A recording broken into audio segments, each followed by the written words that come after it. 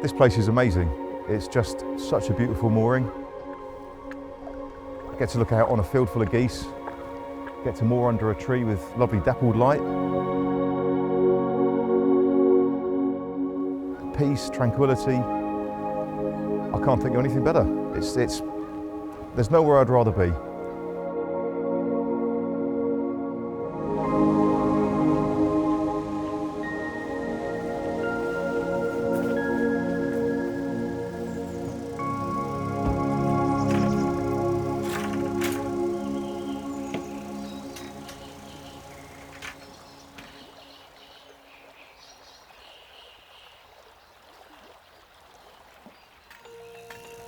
My name's David Thrower. My boat High Calypso is currently moored at Cosgrove, just north of Milton Keynes.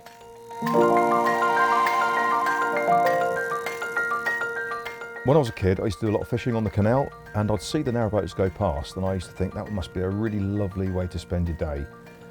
And I had a friend who lived on a narrowboat at the time, and he was really interested in working boats and the history of the canal. So I think that's where it started. And then when I first got married, we bought a small Springer, a little 26-foot Springer narrowboat, which we just used on the odd day, really. And that was beautiful, I loved it. So I always knew that I wanted to get a big narrowboat, and when Calypso came up, I just fell in love with her. It was just meant to be, the timing, everything was right. So I bought her, and I've been gradually doing her up, and I've never looked back.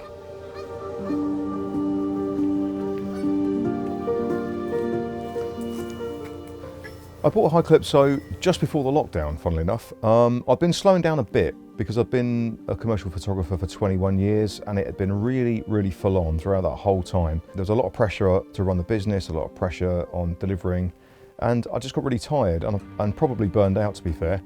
And I just popped into Milton Keynes Marina, and there she was, and I just fell in love with her. I looked around, people were saying, oh, you know, you've got to look at lots of boats, you can't buy the first one that you see. So I did look at lots of boats, and I kept coming back to this one. It's the best thing I ever did because I was feeling burned out. I had nowhere to go to really escape modern life, and the boat gave me everything. It gave me the chance to get headspace, to get away from it all, and to switch off.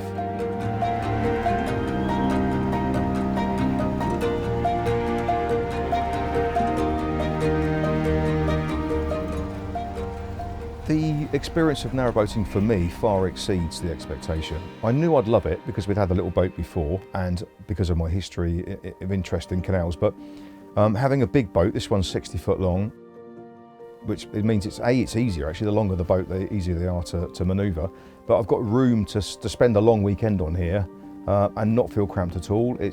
And I think the people that I've met, the things that I've seen, the places I've been to it just far outweighs my expectations.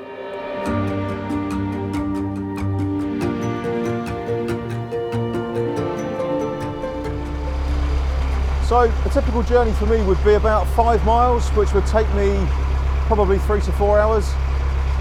That's a pretty standard afternoon's cruising for me.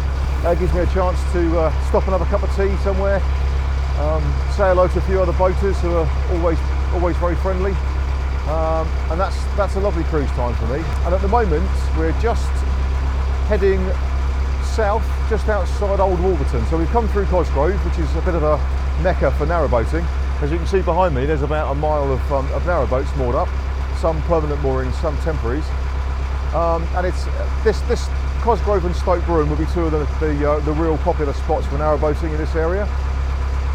And we're actually just about to go over, as we speak, the Iron Trunk Aqueduct, which is a 200-year-old aqueduct which takes the canal over a feeder river into the River Ouse. It's a lovely piece of architecture. I love coming over this.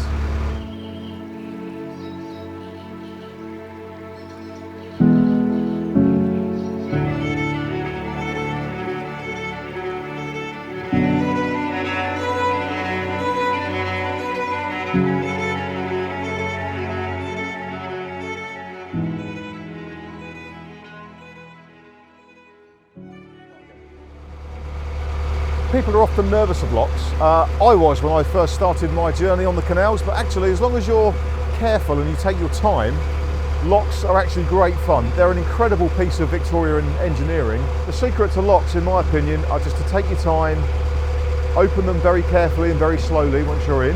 Keep your boat in the middle away from the gates, and definitely keep it off the sill, which is at one end of the lock.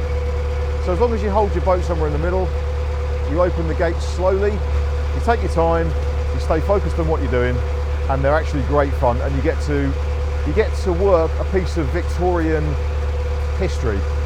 So it's all good, it's all part of the journey.